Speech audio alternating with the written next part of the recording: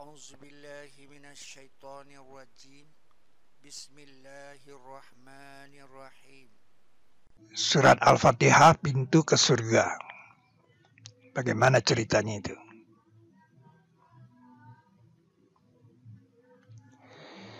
Ini ceramah saya di Sukabumi.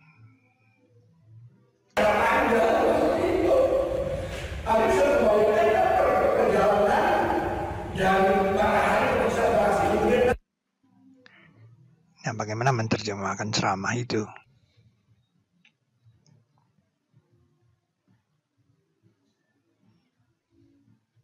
Tanggal 5 Desember kita kumpul di sana pukul 8 pagi. Kita berjalan menuju Sukabumi.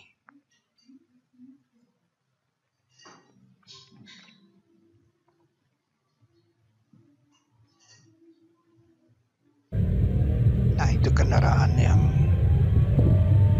dipakai untuk rombongan.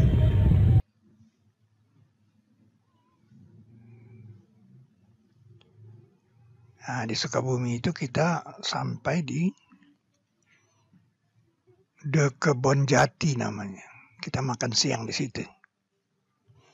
Kita tidak langsung ke hotel karena kita sampainya waktu zuhur. Kita sholat zuhur di sana. Dia memang menyediakan jasa untuk makan siang dan sholat. Nah, setelah makan siang dan sholat itu saya ceramah di situ. Di Kebon Jati namanya. Di sebelah hotel tempat kita nginap. Nah, ceramah saya di Kebon Jati. Ini selesai makan, itu meja makan. Saya ceramah tentang permata sholat yang menjadi peta bintang.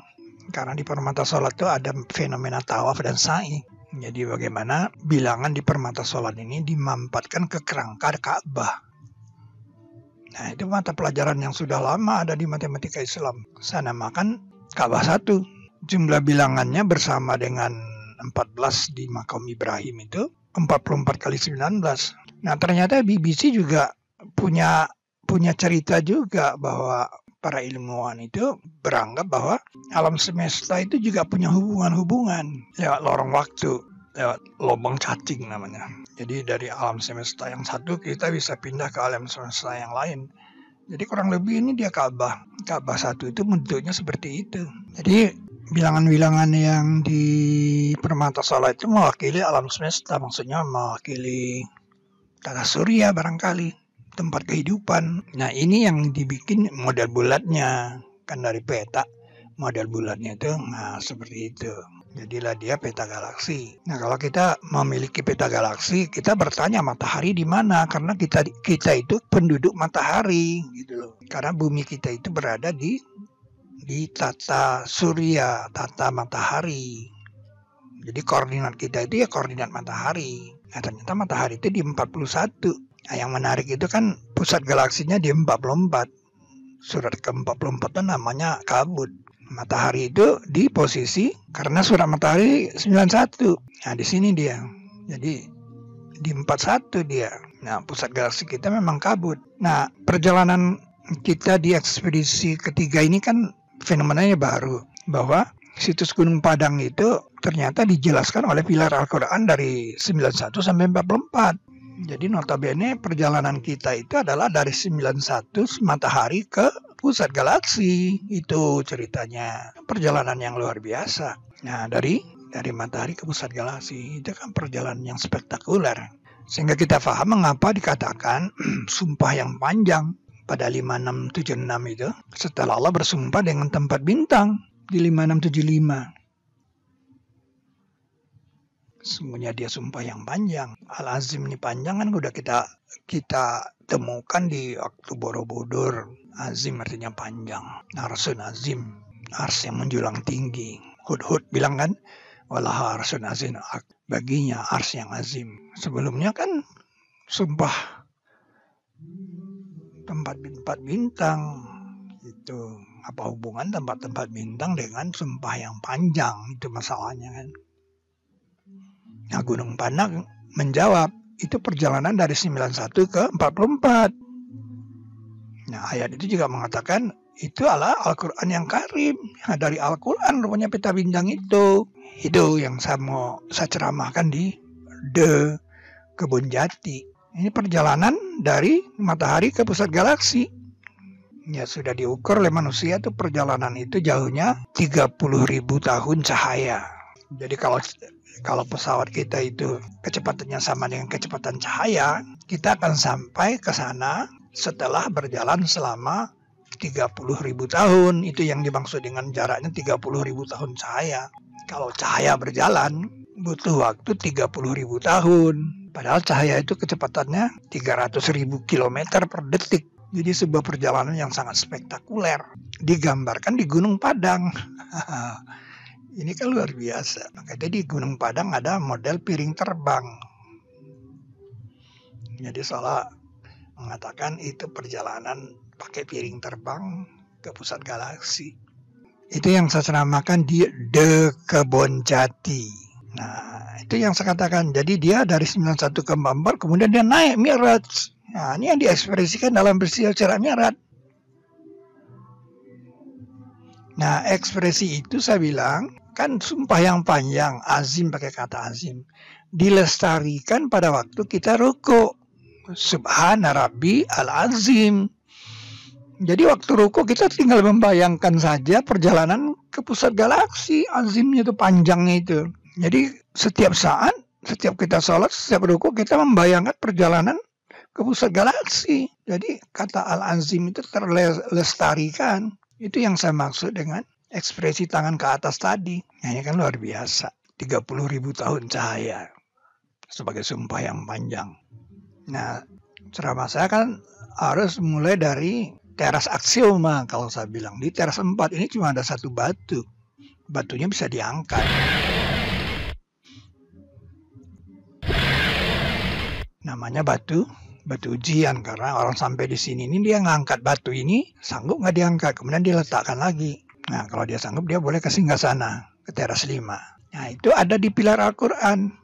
Di pilar 31 ayat 4-nya mengatakan tentang zakat. Berarti itu bab zakat. Nah, saya ke teras 2 karena teras 2 juga teras aksioma, mudah dibuktikan gitu. Di sini ada kursi, bentuknya sama-sama 3 balok. Bahkan di nomor 12 itu dikatakan bahkan dia membenarkan yang di hadapan. Jadi seolah-olah Al-Quran membenarkan bentuk itu bentuk kursi. Nah, di teras 2 ini cuma ada 2 item, yaitu makam dan kursi. Makamnya nomor 14 dan makamnya juga 1. Nah, di Ka'bah 1 kita itu makam Ibrahim itu memang nomor 14, dikasih pakai bilangan 14. Sehingga dia menjadi 44 kali 19 dengan 14 itu. Dan itu sudah lama sekali saya temukan. Udah ada di Matematika Islam 1. Nah, bayangkan perjalanan ke pusat galaksi itu, karena posisi matahari kita ke pusat galaksi itu 30.000 tahun cahaya. Radius di galaksi kita itu kan 50.000 tahun cahaya. Itu perjalanan yang panjang. Sumpah yang panjang, kata Allah. Ya, bagaimana Anda bisa memahami sumpah yang panjang itu? Akan kita ingat selalu di waktu ruku. Subhana Rabbiyal Azim. Maha penggerak Rabb secara panjang. Subhana maha penggerak, bukan maha suci.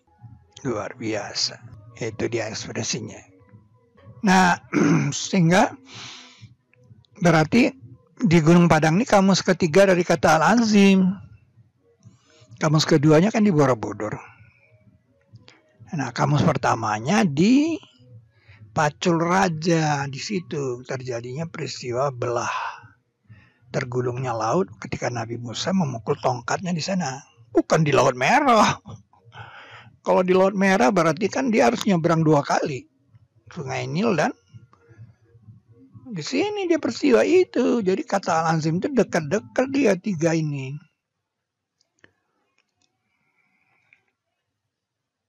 Nah, ini Anda lihat kursi, makam. Anda lihat pilar Al-Qurannya, lihat begitu akuratnya, begitu presisinya pilar Al-Quran.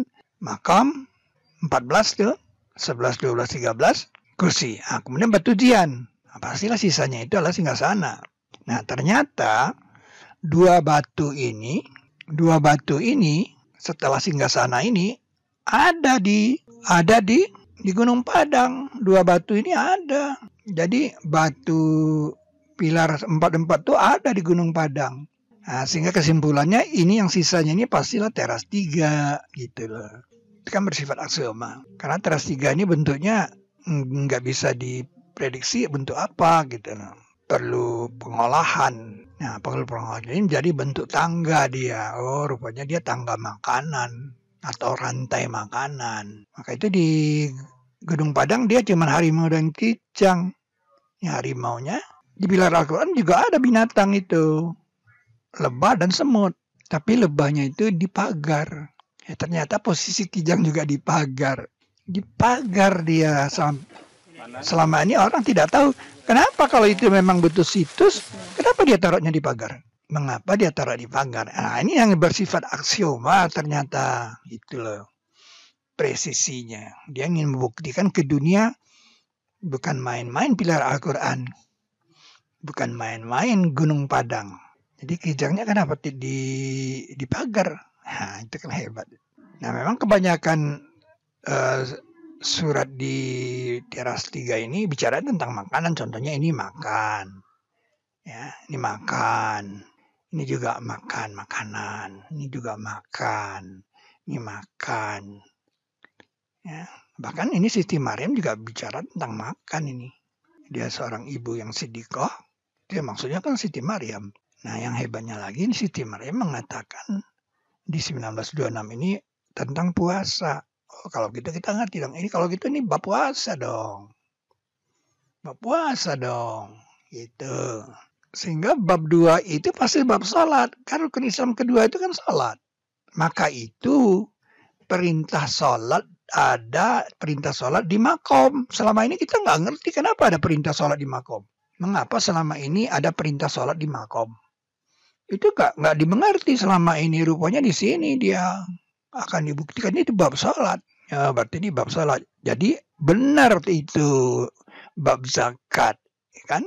Benar itu bab zakat. Kemampuan. Ini luar biasa, saudara. Sebab di sini dibilang kalau kamu tidak lulus di bab zakat, kamu tidak boleh ke teras 5. Itu di sini hebatnya. Nah, teras 1 itu dari 91 sampai 9. Nah, itu dia. Bentuknya seperti itu. Teras 1 Gunung Padang. Nah, pintu itu ditukarkan dia nih. Ditukarkan ini dia.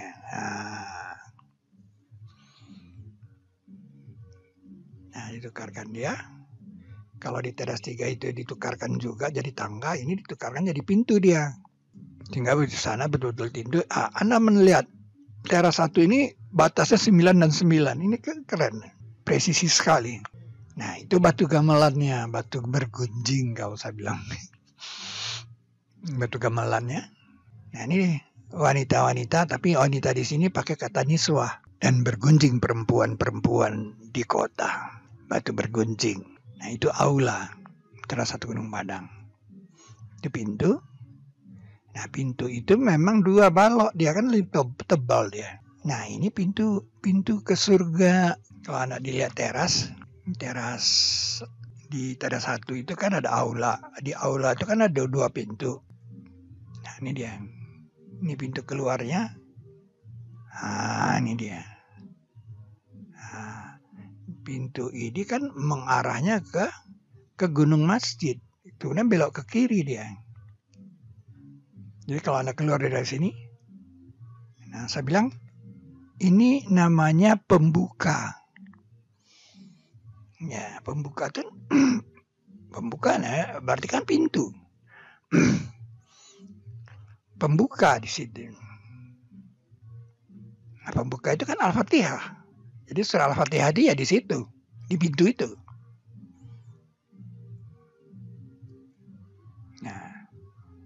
Pintu ke surga. Nah, coba Anda lihat, itu pintu ke surga kan?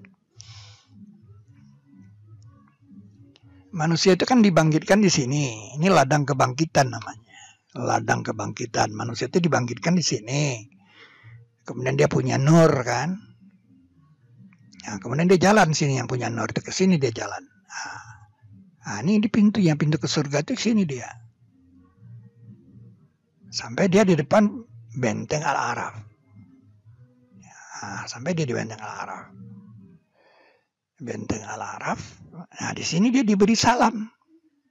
Salam atas kamu oleh orang laki-laki di atas benteng ini kan. Lalu nah, masuklah kamu ke surga. Orang di benteng ini juga yang mempersilahkan dia masuk surga. Baru dia masuk ke surga.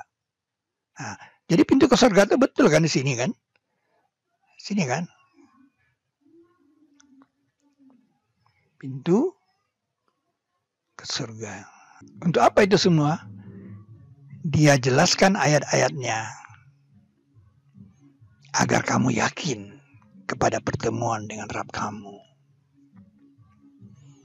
Jadi agar kamu yakin, itu tujuannya. Agar kamu yakin kepada pertemuan dengan Rabb kamu. Pintu ke surga. Jadi kalau Anda tidak pernah baca Al-Fatihah,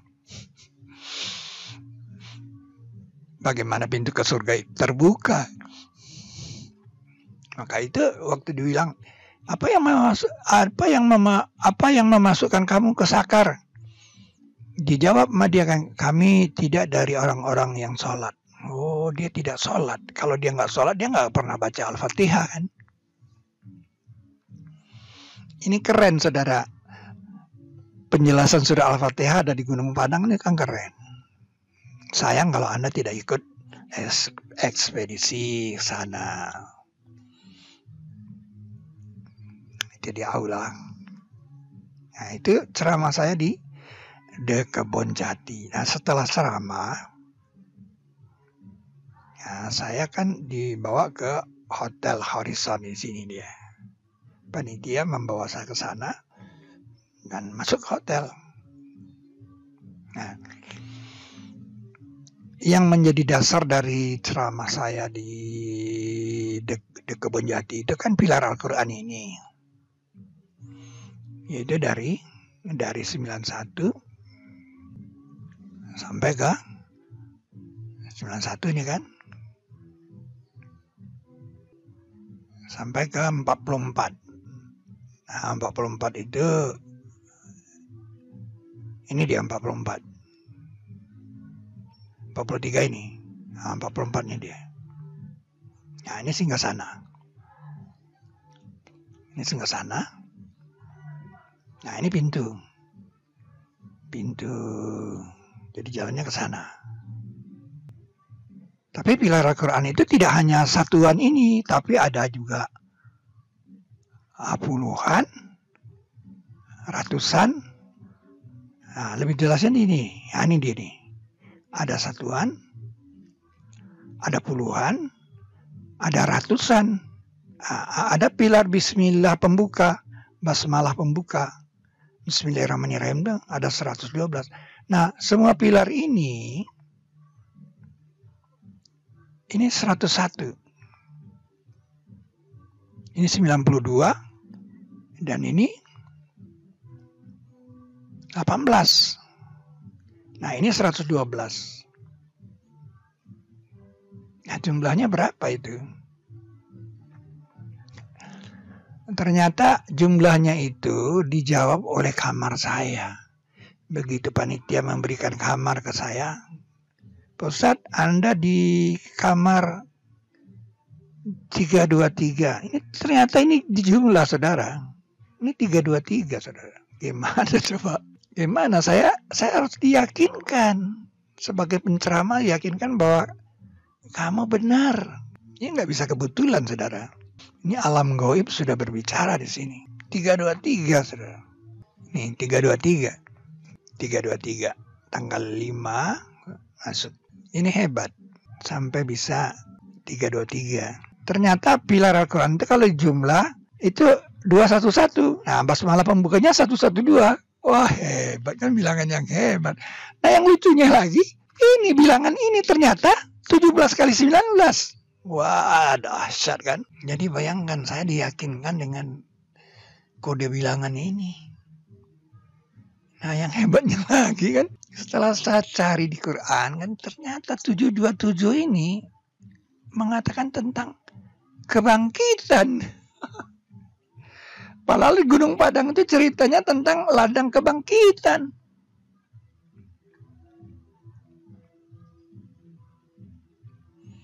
Ini luar biasa. Ingin diyakinkan manusia.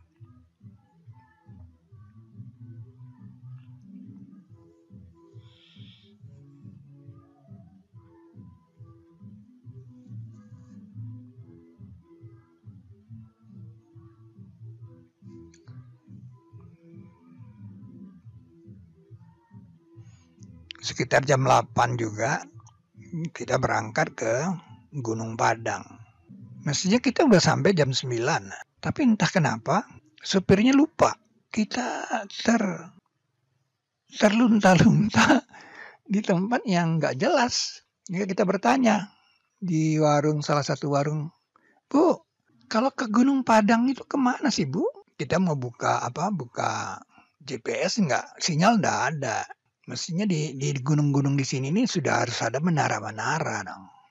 Sinyalnya nggak ada. Padahal dekat dengan kota kan ini, dekat dengan Jakarta kan ini, nggak ada sinyal coba. Nah, katanya orang di warung itu, udah kelewatan katanya. Terus ada satu orang yang pakai motor mau ngantarin kita, diantarin sama dia. Akhirnya kan kita sampai itu udah mendekati zuhur gitu. Nah, kita sampai di Gunung Padang, apa kata orang di Gunung Padang? Untung terlambat. Kalau tadi datang di sini hujan lebat sekali katanya di atas itu. Wah, luar biasa kan. Jadi supirnya dibikin lupa oleh malaikat supaya kita ndak datang pas jam 9. Jam 9 itu hujan lebat besar di Gunung Padang. Akhirnya kita naik dengan gerimis-gerimis. Nah, di sini kita parkir di sana, kemudian kita ke sana. Nah, di sini tempat makan nanti ini. Makan, sholat di situ juga kita. Baru kemudian kita naik. Nah, ini yang pertama kita naik langsung ke teras 4. Bukan teras 1. Kita teras 4 dulu menjelaskan langsung. Kita ke teras 5. Kemudian baru ke teras 3. Kemudian baru teras 2. Baru kita turun ke teras 1.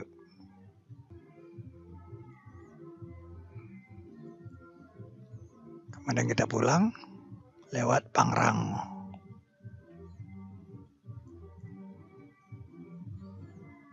Ya. Kesimpulannya, surat Al-Fatihah itu adalah pintu ke surga. Ada di Gunung Padang. Rahmanir-Rahim, Alimul Hakim, Alimun Halim, Aliman Khabira,